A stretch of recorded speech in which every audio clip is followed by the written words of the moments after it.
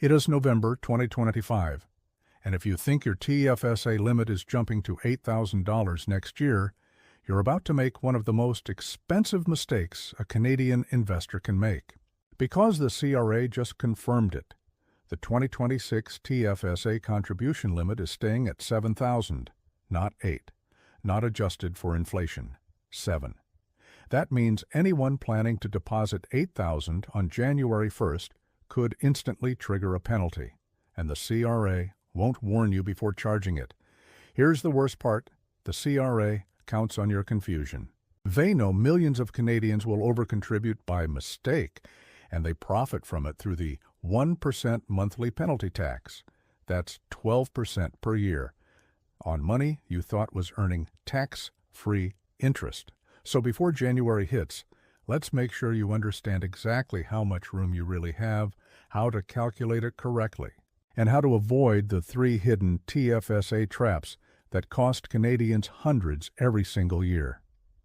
If you're watching this and you've contributed to a TFSA in more than one bank, or if you withdrew money this year, this video is for you.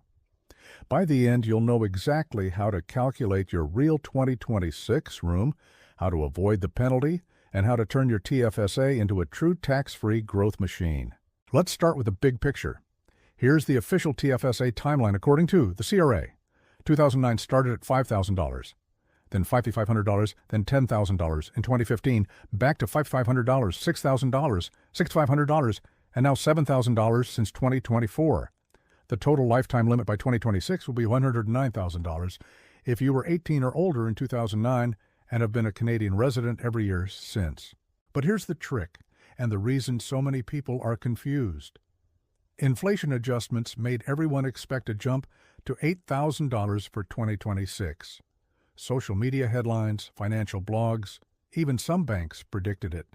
But the CRA froze it again for the 3rd consecutive year. So what happens if you trust those headlines? Let us say you have $102,000 of cumulative room at the end of 2025 and you plan to deposit $8,000 in January. That extra $1,000 immediately becomes an overcontribution. The CRA will apply a 1% monthly penalty, $10 for every month it stays there. That's $120 a year. And that's just the penalty. The real cost is loss compounding, because the CRA requires you to withdraw the extra amount and wait until the next calendar year before recontributing it. That means you lose an entire year of tax-free growth. For an investor earning a 6% annual return, that hey $60 on top of the $120 penalty, $180 gone on a single $1,000 mistake. Before we move on, comment yes below if you thought the limit was increasing to $8,000 next year, or no if you already knew it was staying at $7,000. I'll reply with your correct 2026 contribution room if you tell me your age and when you opened your TFSA. Now that you know the real 2026 limit, let's go deeper into the 3 most common TFSA mistakes, the ones that silently cost Canadians hundreds in taxes and penalties every year. Mistake number 1, the overcontribution trap. This is the classic one. People think the CRA tracks their contribution room in real time. It doesn't. Your CRA My Account updates once a year, in March. That means if you deposit money in January and also move funds between 2 banks, your records might show double the amount for months before the CRA catches up. Example: you transfer $25,000 from Scotiabank TFSA to RBC TFSA without using the official TFSA transfer form. The CRA interprets it as a withdrawal and a new contribution. Result: $25,000 over contribution and a $250 per month penalty until it's fixed. Always use the direct transfer form, never withdraw and redeposit manually. Mistake number 2, the withdrawal timing error. You can withdraw from your TFSA anytime, but the room only returns the following calendar year. If you withdraw in December and recontribute in the same month, that counts as an overcontribution. Example: you withdraw $5,000 on December 20th for Christmas expenses, then recontribute it December 28th. The CRA sees that as an extra $5,000 over your limit and charges $50 per month in penalties. If you had waited just 4 days until January 1st, that contribution would have been perfectly valid. Timing alone can save or cost you hundreds. Mistake number 3, the room confusion problem. Many Canadians don't realize their contribution room accumulates every single year, starting the year they turn 18, regardless of when they open their first TFSA. That means if you turned 18 in 2017 but didn't open your TFSA until 2023, you still have all the unused room from those earlier years, as long as you were a resident of Canada during that time. For someone turning 34 in 2026, the total available room is likely $63,000, not $14,000. This misunderstanding causes undercontribution. You're missing out on years of tax-free growth simply because you thought you had less room than you actually do. So let's talk about how to fix this and how to make sure your TFSA actually works for you instead of against you in 2026. The good news is that avoiding the penalty is easy once you understand how the CRA system actually reads your account activity.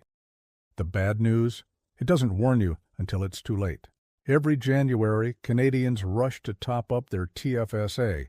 It is basically the country's unofficial investing holiday. But here is what most people don't realize.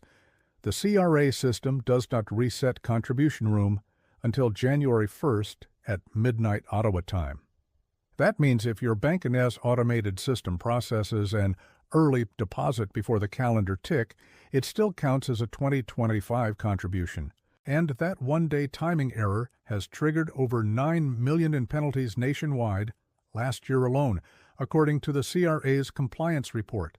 So before you hit deposit, verify the date and the amount. Because the math behind the so-called $120 hidden penalty is brutal in its simplicity, the CRA charges 1% per month on the excess balance, not per year. If you accidentally exceed by $1,000 and don't fix it for 12 months, that's $120 gone. But if your overage is $5,000, that's $600 in penalties. It compounds because you're also losing the investment growth you would have earned on that money. Here's the sequence that quietly burns thousands every year. 1. You deposit based on the wrong $8,000 number. 2. CRA flags you in June with an excess TFSA letter. 3. You withdraw in July. 4. You already paid 7 months of penalty interest, $70 per $1,000. 5. And you lose 6 months of growth because that withdrawn money can't be recontributed until next year. This is why the CRA loves TFSA overcontributions. They're effectively a zero-effort tax grab disguised as a compliance adjustment. Now let's fix it for good. Step 1. Log into CRA My Account and check your TFSA summary today. You'll see 2 lines, contribution room at the start of the year and transaction history. Example, you withdrew $2,000 in August. Your 2026 contribution room were $7,000 new limit, plus $2,000 withdrawn for $9,000. If you add $8,000 now, you're fine. But if you misread that and assume $10,000, the CRA charges you $10 a month for every $1,000 over. Step 2. Confirm if you have multiple TFSA accounts. This is where most Canadians get blindsided. Each financial institution only sees its own data. So RBC doesn't know what you contributed at Wealthsimple or Questrade. CRA adds all of them together. You might think you're within the limit, but the system totals across every provider. If you're unsure, call your bank and ask for your TFSA annual contribution summary. They are required to give it to you, then match it against the CRA total. Step 3. Use the official CRA TFSA transfer form, T233 equivalent. When moving funds between banks or brokers, always request a direct transfer. Why? Because if you withdraw $20,000 from Scotiabank TFSA and manually deposit it into RBC TFSA within the same year, CRA treats it as a withdrawal plus contribution. That's $20,000 over the limit until January, even if it's the same money. The correct process is TFSA to TFSA transfer. Your new institution will contact the old one, and the CRA marks it as a single continuous move with no penalty.